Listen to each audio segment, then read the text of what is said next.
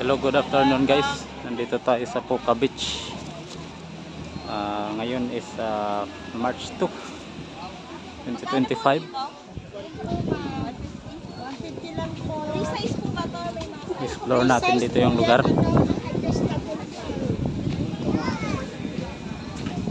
Dito sa bandang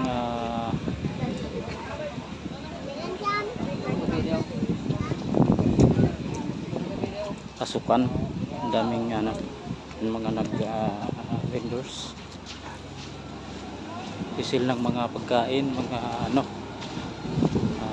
itong mga sing-sing yan, mga kwintas na gawa sa shell.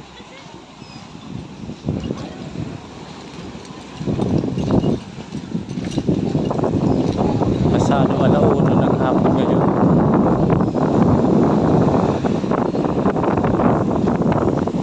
Tumaas yung dito punta ko dito dati, wala to parang naka-slip na tong buhangin.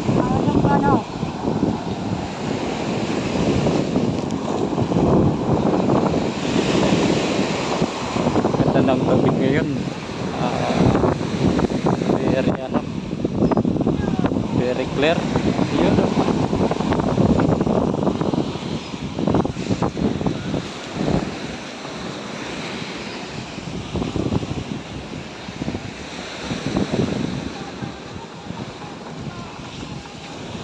may mga nagtitinda dito ng fruit shake.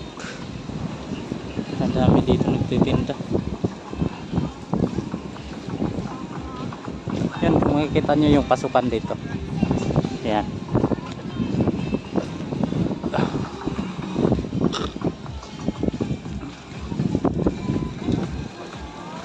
Puting-puti yung buhangin dito.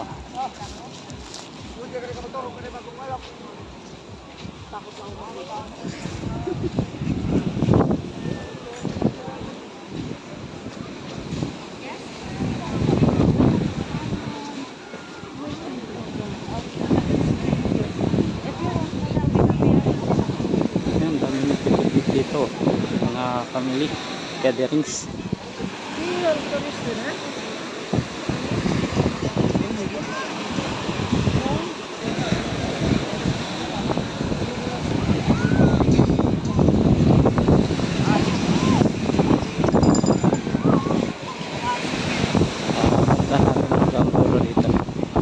Explore natin itong lugar na to.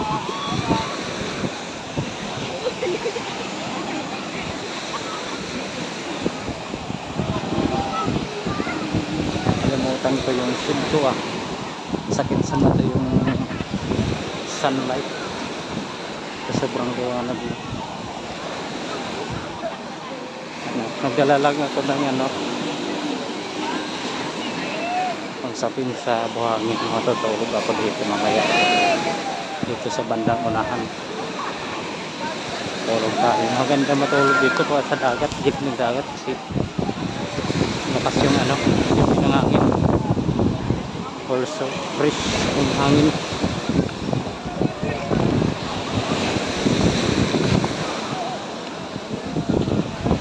Alam mo pag-project ko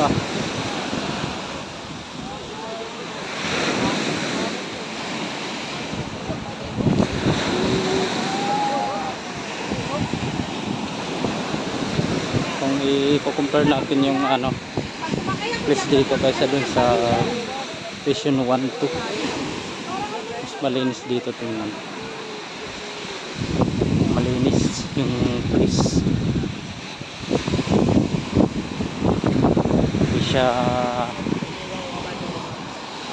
hindi siya malumot.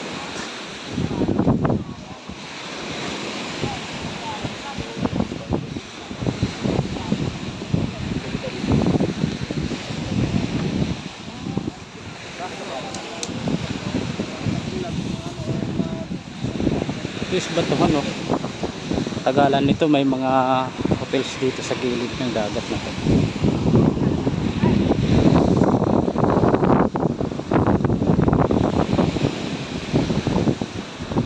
Sigurado yung property dito is mahal. Itong lupa dito. Kasi yung beach dito is tapos maganda.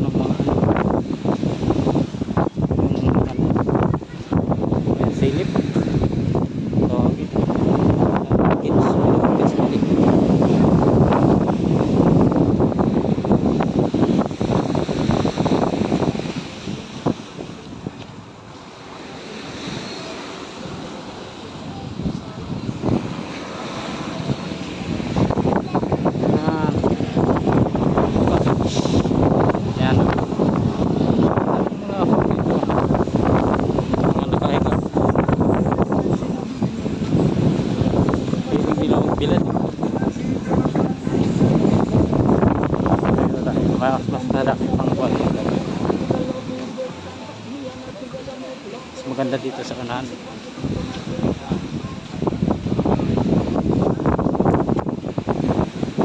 Nagduduyan sila. Nagduduyan ng video.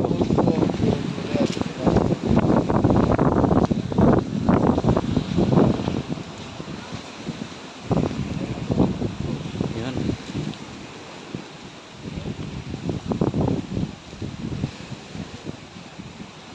Dito tayo sa may bandang gilid. Niyugan dito banda.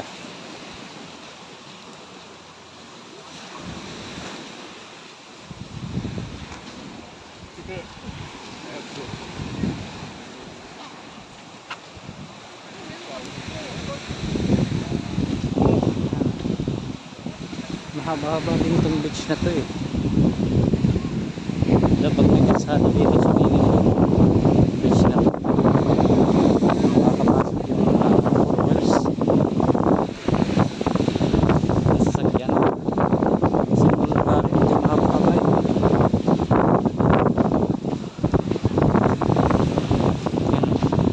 Tumutubo din pala itong pine tree.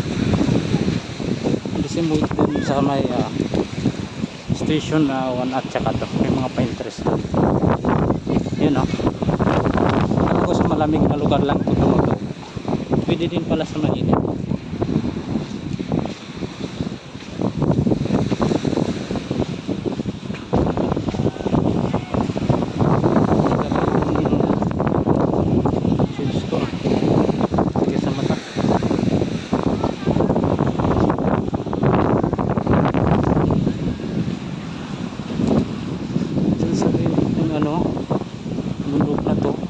Dito lagyan ng bahay.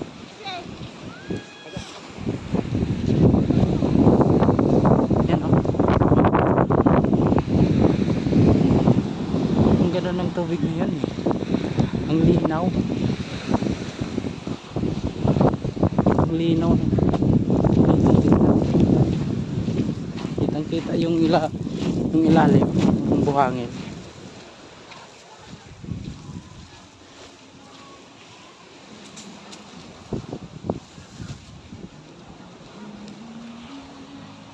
Medyo malayo-layo na yung lakad natin pero mas malayo pa yan hanggang dun. Punta tayo dun sa unahan. Galing tayo dyan. Yan. Diba? Mas maganda dito tingnan kasi yung ito nakakaganda din sa paningin itong kahoy na to. Ginagawa namin itong kahoy na to. Yung tawagan dun sa markudal, kinukudal namin to eh. Yung fence, ginagawang fence. Nakaka-add siya sa ganda ng lugar dito eh. Itong puno na to. Ito, yung ginagawang banig. Ito yan eh. Ginagawang banig. Yan oh. May mga nakasabit na bato oh.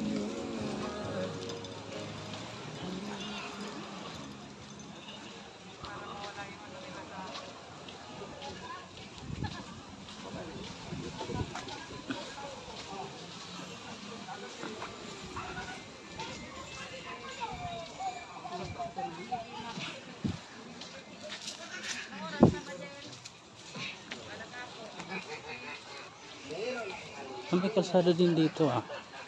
Saan kaya ito patungo? May kalsada din pala dito. Yun oh. Saan kayang tagos nito? Hindi ko pa alam ah. Ngayon ko lang nalaman may kalsada pala dito. Paakyat. Siguro sa ano yan, papuntang barangay ito. Itong kalsada na to.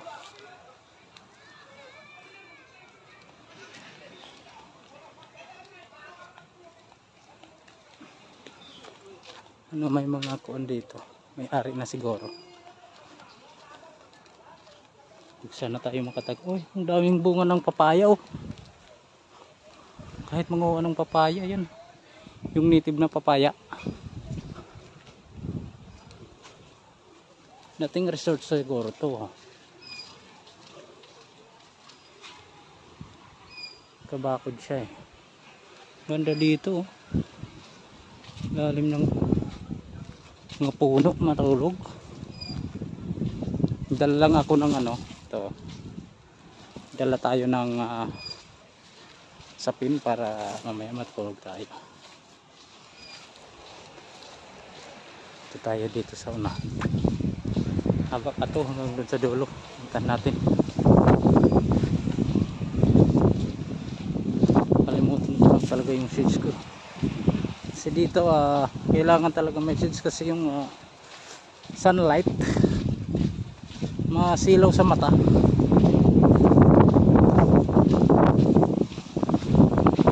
Ganda dito kahit matulog ka lang dito kahit gabi lagay lang ng tent. May guard pala dito so private property to. Private property yun o. May guard dyan may titinda dito ng mga kanin.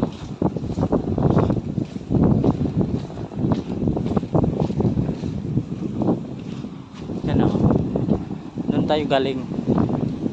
And then papunta pa tayo dito sa unahan. Haba nito. Mahaba din yung beach na. Yung klase ng buhangin niya dito. Ganito o. Yan o.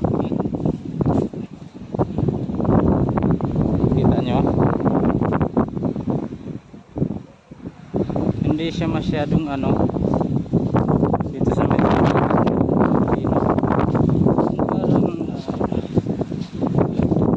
bubbles na klase ginagawang bubbles. Alam niyo ba yan yung pang decorate sa flooring na mga bato-bato na maliliit ganon. Ganyan yung klase ng buhangin dito. Sa gilid is bundok yan o. Kabundukan yan. Yan. Galing tayo doon. Ganda dito. Nakaka-relax yung lugar. Ngayon lang tayo ulit nakalabas. Kasi nakarang araw busy tayo eh.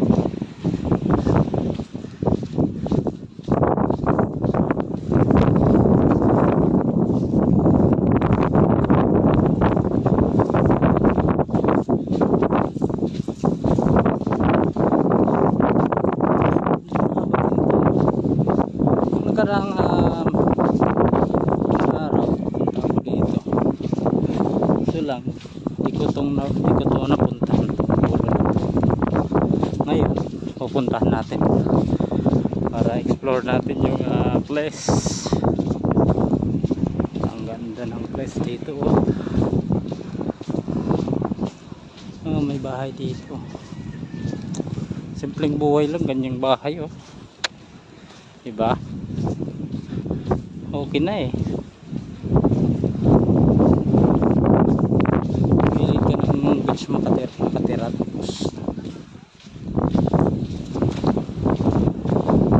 ganito yung makikita mo na ano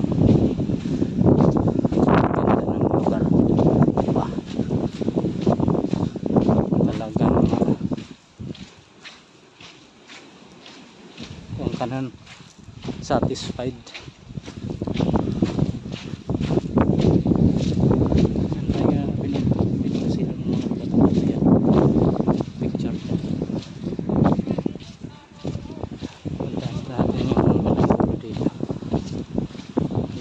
Puntahan ng nakaraan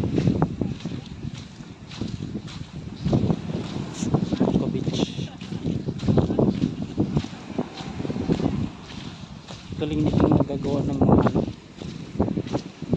sandcastle. Galing nila gumawa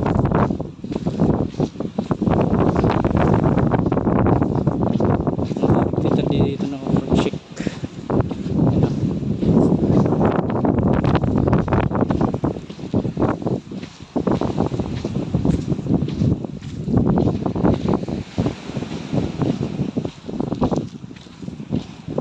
Pag magkatsinilas ka dito, lulubog yung paa mo. Mayroon ka makalakad kasi lulubog yung tsinilas mo, pati paa.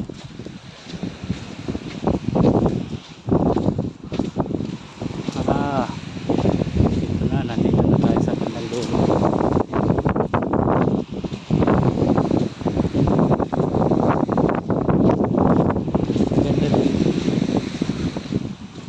Lalagyan yung pinakataas ng bato na yon, lagyan doon ng parang kahoy, naka horizontal doon, talunan.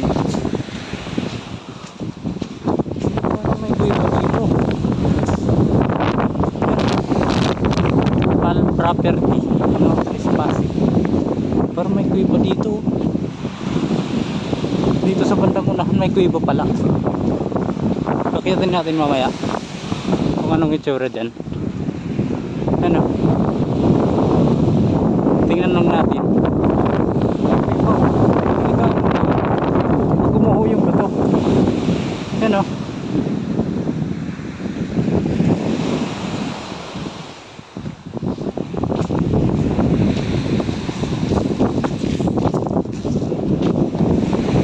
Siguro nung unang panahon dito, may mga pumunta dito, nagsakupin tayo siguro.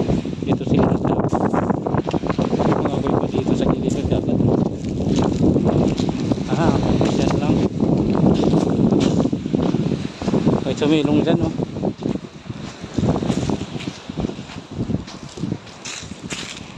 hanggang dito lang. Yan. Dulo.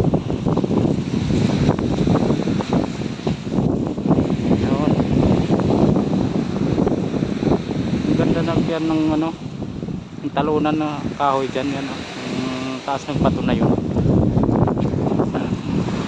Mahaba tong beach, siguro mga 2 to 3 kilometer siguro from doon sa pasukan. Ito yung klase ng bato dito sa bandang dulo, yung parang pebbles yan, diba? Ginagawang pebbles yung decoration sa flooring na pato-pato. Siguro kahit kumuha dito pang design, kaso lang bawal ito siguro patago. Ganda ng klase ng bato yan diba? Ganda